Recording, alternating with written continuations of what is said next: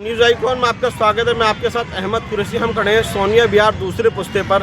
ये जमुना जी के पास ये पुस्ता वो पुस्ता है जो अभी हमने लगभग पिछले 10 दिन पहले आपको स्टोरी दिखाई थी। तब मंदिर से काफ़ी दूर तक पानी था। आज लेकिन स्थिति एक मंदिर के जो मंदिर था दूसरे पुस्ते पर, उस मंदिर को पार करके पानी उससे कई फुट लगभग ये मान के चलिए हम खड़े 15 मीटर दूरी पर पानी आ गया था। लेकिन गनीमत यह है, शुक्र की बात यह है कि लगभग 3 से 4 फुट पानी उतरा है।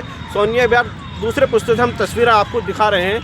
और ये भी एक चिंता का विषय है क्योंकि थाने के सामने एक पुश्ते की ज़मीन थी, वो बैठ रही थी।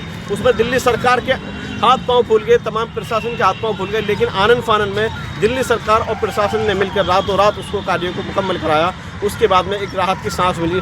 लेकिन अभी भी चिंता का विषय है क्योंकि दिल्ली की जमुना जो है वो खतरे के निशान से ऊपर बह रही है और दिल्ली के कई इलाकों में बाढ़ है, जैसे कि सोनिया विहार, खजूरी, गढ़ी, मेंटू, उस्मानपुर, शास्त्री पार्क पर इन सारे इलाकों में गीता कॉलोनी और दिल्ली के अन्य इलाकों में बाढ़ आई हुई है। हज़ारों लोग बेघर हैं, सड़कों पर रह रहे हैं। दिल्ली सरकार की ने कहीं टेंट लगा रखे हैं, कहीं सुविधा मिल रही है, कहीं सुविधा नहीं मिल रही है। लोगों का जनजीवन पूरी तरीके से अस्त व्यस्त है और लोग अपनी सड़कों पर रहने को मजबूर हैं। क्यों, क्या करेंगे जब घरों के अंदर पानी आ गया, मकानों के अंदर पानी आ गया, फैक्ट्रियों के अंदर पानी आ गया, कारखानों के अंदर पानी आ गया।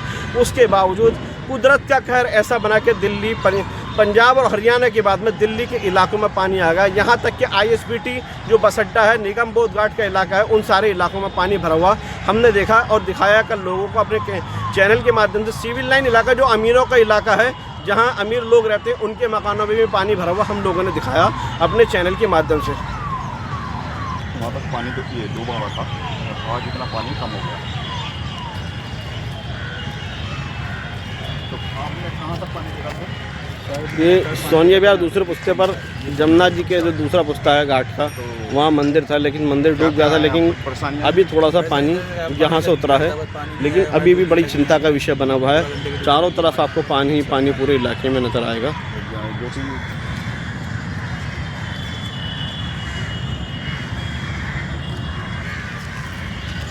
पंडित, क्या शुभ नाम है आपका? मेरा नाम रविदास शर्मा जी है। अच्छा, अभी हमने लगभग 10 दिन पहले खबर चलाई थी यहीं की इसी पुस्ते की, तो पानी काफ़ी आ गया था। उसके बाद में पानी अब लगभग 2 से 3 दिन से यहाँ पानी चढ़ा हुआ है। तो क्या कहेंगे उसको लेकर? और मंदिर भी आपका उसमें डूब गया था, मंदिर तक भी, तो क्या था? आज ही पानी उतरा, सुबह भी डूबा हुआ था, अभी दोपहर के बाद ही उतरा, कम से कम 2-2.5 फुट के नीचे उतरा है दोपहर के बाद में।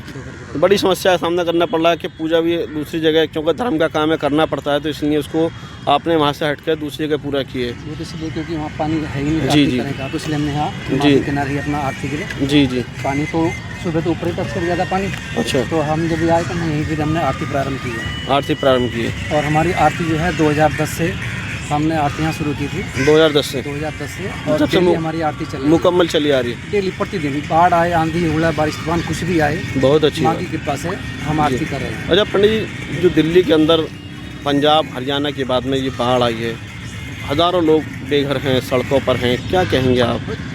देखो, लोगों का जनजीवन अस्त व्यस्त हो चुका है, प्राकृतिक आपदा है और इसमें हम तो यही निवेदन करेंगे कि जहाँ जहाँ ये आपदा आई है वहाँ के सभी स्थानीय और जो भी कर्मचारी हैं और जो भी केंद्रीय और राज्य और सरकार से निवेदन करेंगे हम तो कि सभी उन पर ध्यान दें और स्थानीय लोग भी आपस में मिलकर के एक दूसरे की मदद करें, क्योंकि ये आपदा ऐसी है, इसमें सभी एक के अपने मानवता के आधार पर एक दूसरे की मदद करना बहुत ज़रूरी होता है।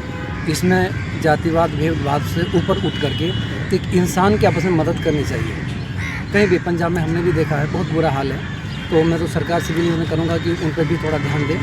सर, पंजाब के बाद में, हरियाणा के बाद में दिल्ली के बहुत सारे इलाके हैं, गीता कॉलोनी, सोनिया विहार, शास्त्री पार्क, गढ़ी, मेंटू, इन सारे इलाकों के लोग रोडों पर हैं, मवेशी रोडों पर हैं, बूढ़े बच्चे जवान रोडों पर हैं।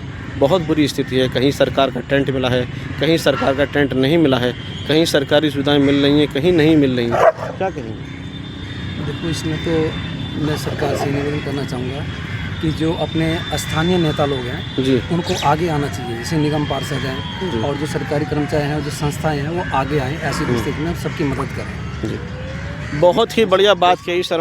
हमारे साथ थे यहाँ दूसरे पुस्ते से मंदिर के जो महंत हैं, पुजारी जी हैं, उन्होंने बहुत ही अच्छी बात कही कि सरकारों को सर्व धर्म से सब समाज के लोगों को आगे आकर और भेदभाव को हटाकर सभी लोगों का ध्यान देना चाहिए और उनकी मदद करनी चाहिए। स्थानीय लोगों को भी, स्थानीय नेताओं को भी स्थानीय नेताओं को भी होना चाहिए कि जो इस आपदा है, कुदरत का कहर है कहें, या इतनी बड़ी परेशानी लोगों के साथ में कहें, तो उसमें स्थानीय जो लोग हैं या स्थानीय निगम पार्षद हों या चेयरमैन हों या विधायक हों, उन सभी को लोगों के साथ में, जनता के साथ में, सर्व समाज के लोगों के साथ में, सभी समाज के लोगों के हित के लिए और उनकी मदद करनी चाहिए, उनका सहयोग करना चाहिए।